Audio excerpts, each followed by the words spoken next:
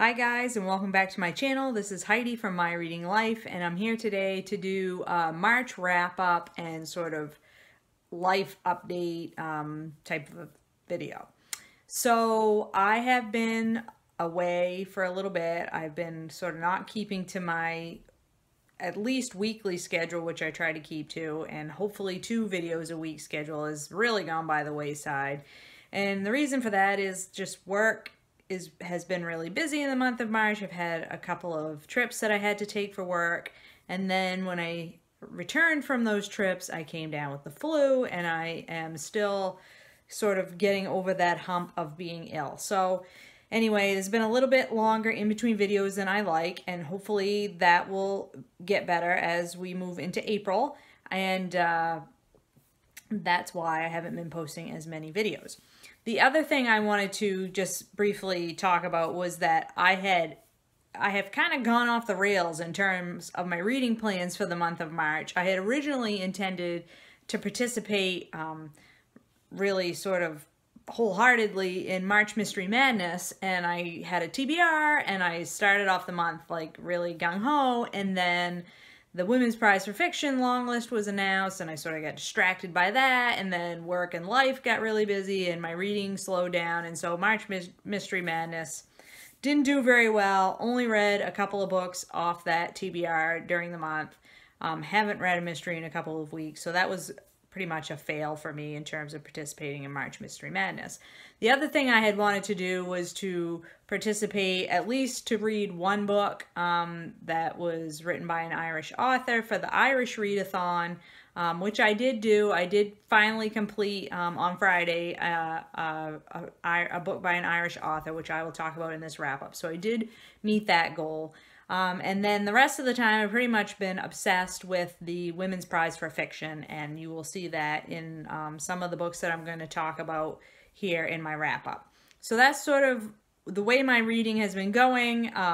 Pretty scattered, have not been able to sort of stick to one thing, been very distracted by the Women's Prize, but that's okay. I'm enjoying myself, so I'm not going to beat myself up over it. I'm just going to continue on and try to find books that I love, and that's what reading is all about. So let's get to the wrap-up portion of this. The first thing I want to talk about is not a book. Sometimes on this channel I like to discuss magazines or other periodicals that I have been reading, and I was able to pick up for a very inexpensive price a short subscription to the New York Review of Books, which this is, and this is the April 5th issue, and the cover story is this one here. Adam Hochschild, Gun Culture is the name of it, and you can see this really kind of disturbing image of a young boy pointing a pistol at the camera with his younger brother or a younger boy looking on. And there is this article, this review here talks about 3 different books that have to do with gun culture and gun control in America. And I found this article to be really fascinating, and I've been looking for some good reads to read about gun culture and the history of gun control in America because of everything that's gone on with the school shooting in Florida and the subsequent marches and protests that have planned and organized by the students from Parkland. So this, I think, was a really excellent article. I will try to link it down below if I can find a version of it online, but if not, the name of the article is Bang for the Buck by Adam Hochschild, and in it he reviews 3 nonfiction titles: Armed in America by Patrick Charles, Loaded, A Disarming History of the Second Amendment by Roxanne Dunbar Ortiz, and then Chosen Country, A Rebellion in the West by James Pogue. All of which sound fascinating, and I'm on my TBR and I'm going to be looking for them. So if you're interested in some background reading on that subject, I would highly recommend that review. Now, the next thing I want to discuss is a book that I did not finish. This was on my TBR for March Mystery Madness. It's Port City Black and White, a Brandon Blake mystery by Gerry Boyle. I did talk about this in one of my currently reading videos a few weeks ago. I did not like the main character. This is the second book in a mystery series, and I was not able to get my hands on the first one, so I don't like to read the second book in a mystery series if I haven't read the first one. This is actually a police procedural mystery series, and I just could not deal with the main character, who is male and is, you know, typically has some kind of nasty business in his past, and so he's broody, and he can't connect, and he can't commit, and all that kind of garbage, and I just couldn't deal with it, so I didn't finish it, and I let that one go. The first thing that I want to talk about that I did finish is the third book in the Charles Mann series by Robin Hobb. This is Fool's Fate, and this wraps up the third trilogy in the overall Realm of the Elderlings fantasy series. This is called, like I said, the Charles Mann trilogy, and this trilogy follows, we're back to following Fitz and his friend the Fool as they go through different adventures and epic quests and all of that, and I absolutely loved it. I ended up listening to all 3 books in the trilogy on audio, and I'm not going to talk about it anymore here because I believe I'm going to do a full review on the trilogy at a later date.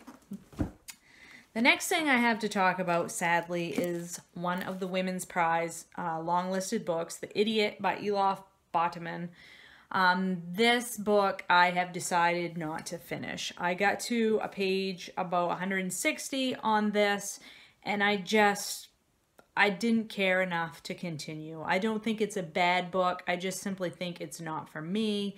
There really is no plot to this book, which it's not always, like, I don't always need a book to be heavy on the plot, but there seems to be no focus at all here besides just telling us the day-to-day minutia of one young girl as she has entered her freshman year at Harvard. Celine is Turkish-American. She is, you know, navigating that space that young people do when they first go to college, where she came from, you know, a upper middle class family, protective, and now she's on her own and she's sort of trying to find herself, and, you know, she's in the arts program, whether it be creative writing or art or, you know, in the arts side of things at this liberal arts college, and she likes a guy and they just have this email communication, and it's sort of very pretentious and it's not really going anywhere, and he has a girlfriend and she is like basically obsessing over every little word or not word that he gives her, and to try to figure out whether he likes her or not. And I just, oh man, I just can't go there, you know. I just am not in the place where I have patience for that. So I'm sorry that I have to just basically pass on this one and move on to other books, because I think Elif Batuman is a very good writer, and with another subject I'd be happy to give this author another go, but I just could not deal with this. Now, I went to a liberal arts college, and I totally get that whole, like, staying up all night with a group of your friends and, like, discussing all the, you know, deep thoughts that you're having, like you're solving the history, you know, the mysteries of the world that the adults around you can't figure out.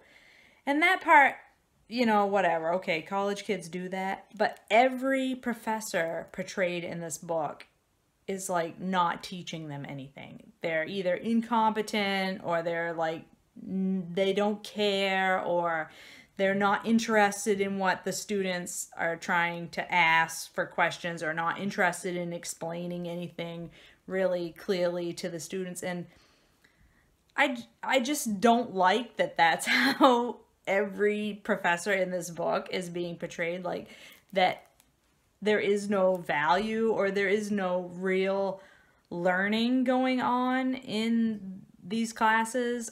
I'm like, that just doesn't ring true to my experience of a liberal arts college education. I went to a liberal arts college in New England, not Harvard, but, you know, similar in style. And, you know, the academic rigor was there. I mean, yes, there were those classes that you took where the professor was you know, a head case or out to lunch or whatever, and there wasn't much going on other than stroking the professor's ego by reading their one published book and discussing it or whatever. But I just didn't like the portrayal here of like that basically Celine wasn't really learning anything in her classes, or there wasn't any academic rigor in what she was doing, and that bothered me too. So yeah, a bunch of things bothered me, but not to say this, you know, is a bad book or that you wouldn't like it, just it wasn't for me. So I'm not gonna continue on with that.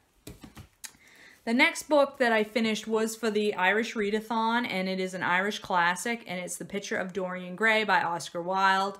And this was awesome. This was such a good book. I'm so glad that I picked it up. So thankful that the Irish Readathon prompted me to pick it up. I don't think I even knew that it was an Irish classic before the Irish Readathon videos that I watched.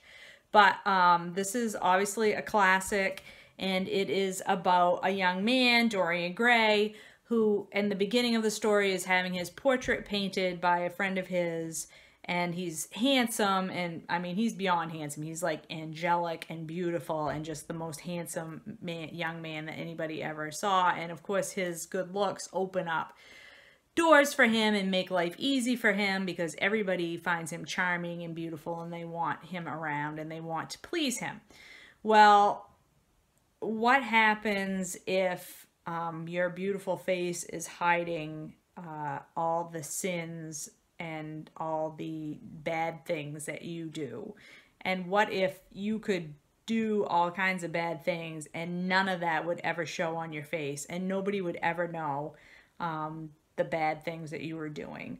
And that's sort of what this book explores. It explores, you know, how evil or bad behavior does not always show on a person's face, and that a person, even though they're attractive and charming and pleasing to look at and fun to be around, can hide a darker part of their nature, and how society and our culture wants to forgive everything for people that look a certain way or who fit a certain standard of beauty. I found those thoughts that this book put in my mind to be fantastic. Not only that, like on a sentence by sentence level, Oscar Wilde is a great writer. He's very witty.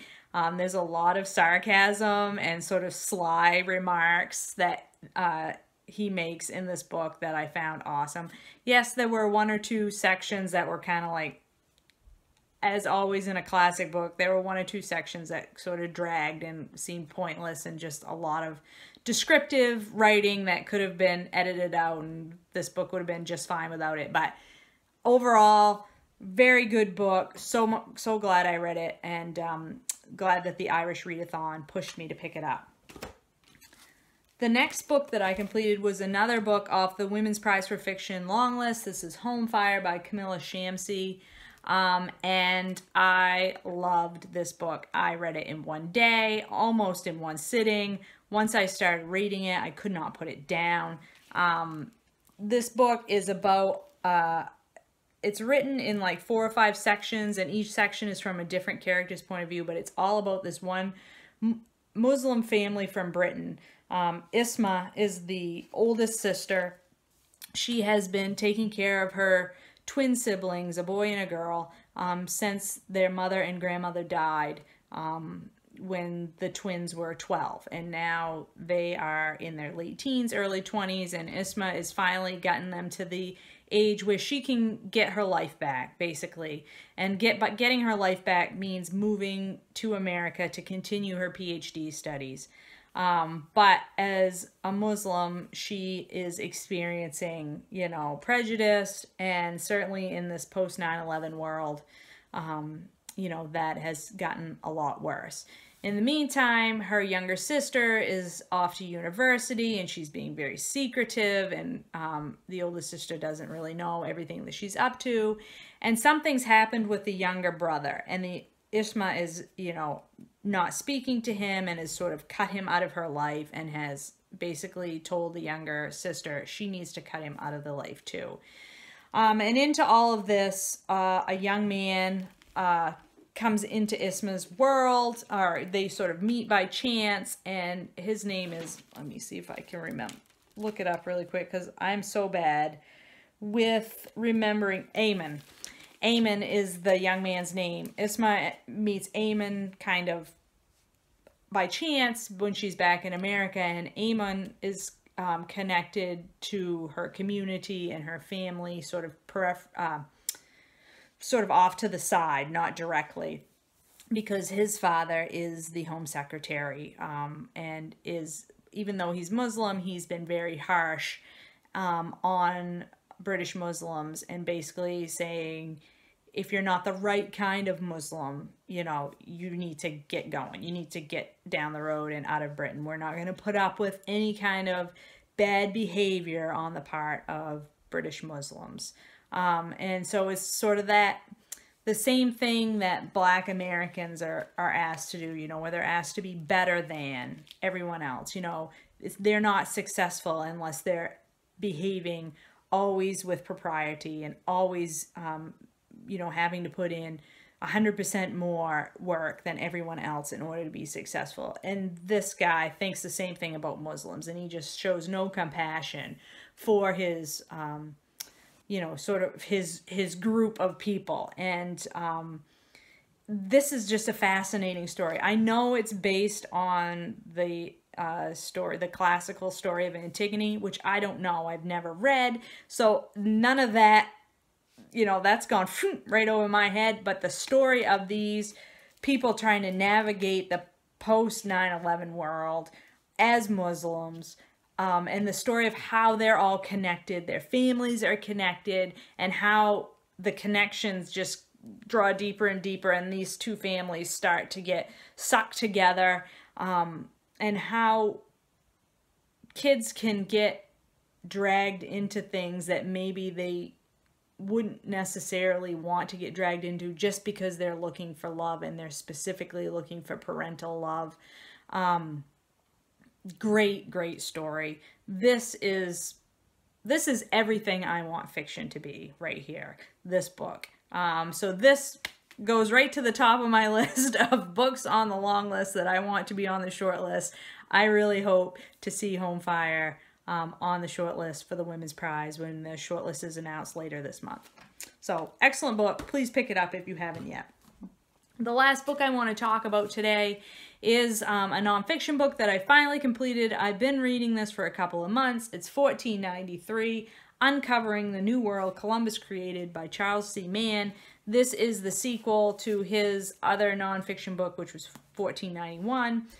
If you are interested in how globalization got started, if you are interested in how certain crops became ubiquitous around the world, such as sweet potatoes and rice and regular potatoes, this book will give you those answers. If you're interested to see how the global currency got established, this book will tell you about that. It's excellent, wonderful history, very easily read. It's not dry and boring recitation of facts. It's, you know, stories of real people and the history behind why things are the way they are in different parts of the world today, based on what happened after Columbus